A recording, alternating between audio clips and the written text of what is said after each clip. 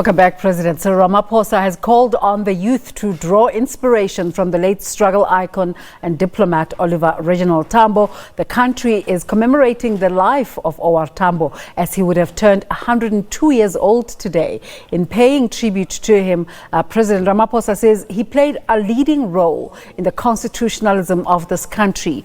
Ramaphosa delivered the keynote address in Benoni, Ekurhuleni. Let's go live now to Mzwai. Mzwai, just give us a summation of what happened this morning. Well, thank you very much, Desiree. We have just concluded proceedings here where President Ramaphosa basically urged the nation to take leave out of former president of the ANC, OR Tambo's example. He was basically saying the nature of the selflessness, the things that he did for this country are so much. And if this country, particularly the young people, can be able to emulate some of that, so this country will be a much better place to live in. Of course, present here, Desiree, and you heard that, was the congresswoman from the US, perhaps in South Africa we would say the member of parliament, so who had delivered the main speech last night for OR. So that was quite interesting. In fact, I'm sure you can see her now. I just want to grab her very quickly to get her sense as to what happened. Ma'am, a very quick one. I know that I'm hijacking you, but last night you delivered a very powerful speech. Yes. So you've just had the president now. Yes. So what are your memories about OR Tambo? Well, OR Tambo was such a strong leader. He came to the United States, he was in my area, and he inspired us so much to do more, to get more involved. And because of him, we started more rallies, more protests, and the divestment movement. So, hearing the president speak about OR Tambo and hearing you last night, and looking at our country, and actually your country, yes. So what do you make of all of this? Well, first of all, I want to tell you that the president made a magnificent speech today in honor of OR Tambo.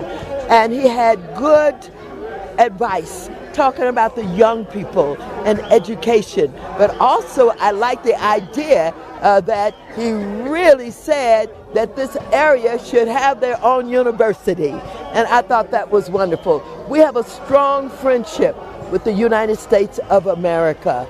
We love not only the work of Nelson Mandela, but OR Tambo and all of the warriors who fought so hard in the magnificent ANC to make sure that they got rid of apartheid and oppression.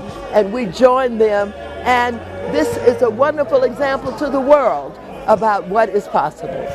What else do you think South Africa should focus on in trying to get rid of equality and poverty? Well, I think that message to the young people was a message that said you've got to carry on this fight, but you've got to get educated, you've got to go to school, you've got to follow in the footsteps of OR Tambo, you've got to talk like him, act like him, and be like him. And when you do that, you will continue the progress of South Africa. So in your speech last night, I heard you also lamenting your own domestic politics back home. Yes. So what do you make of everything that is happening with your president, President Trump? Well, because of the inspiration of people like OR Tambo, who fought for what was right, who had the values presented in ways that everybody understood. And so I'm inspired, and many others are inspired, to take a look at leadership through the eyes of OR Tambo. If I look at my own leadership in the United States, the President of the United States, through the eyes of OR Tambo, I could not do anything more but resist and fight, because it is not the kind of leadership that is leading with values. This man has a character that we cannot stand, we cannot tolerate. We've got to resist it and fight it. And I do that, again, through the eyes of OR Tambo. Thank you very much, ma'am. You're welcome. Thank you.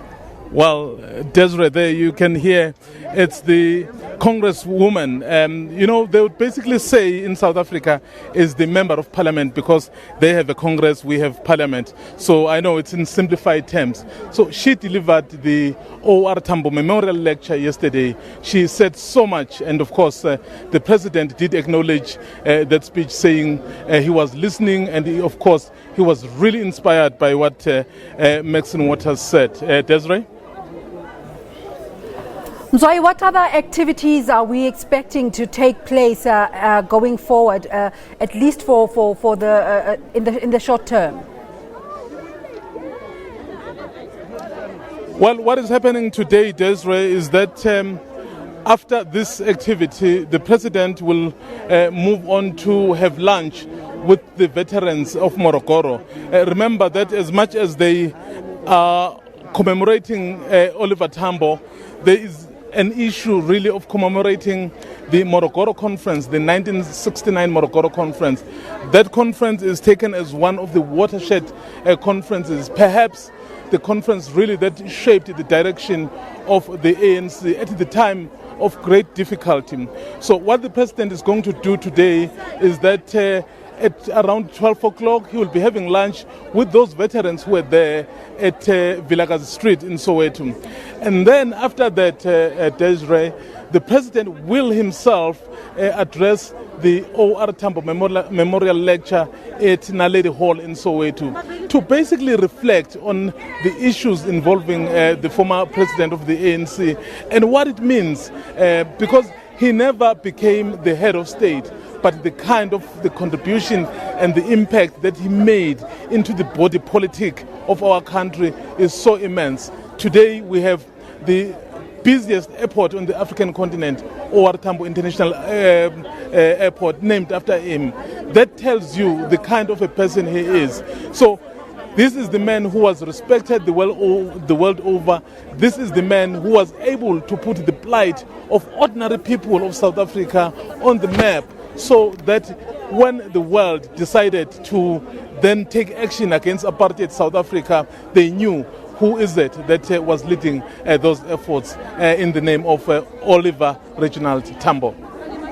Mzwayi, this morning the Sunday Independent is quoting Ms. Jessie Duarte saying the president, that being President Cyril Ramaphosa, will use the commemoration of Morogoro to bury factionalism within the African National Congress. What are you hearing on the ground about this long-held conversation about unity within the African National Congress? Well, earlier at Desiree, I said to you the Morogoro Conference of 1969 was a watershed conference for the ANC. There was a threat of it imploding or even splitting because of a number of issues that had been happening. But what OR Tambo was able to do was to keep this movement together and to be able to give direction.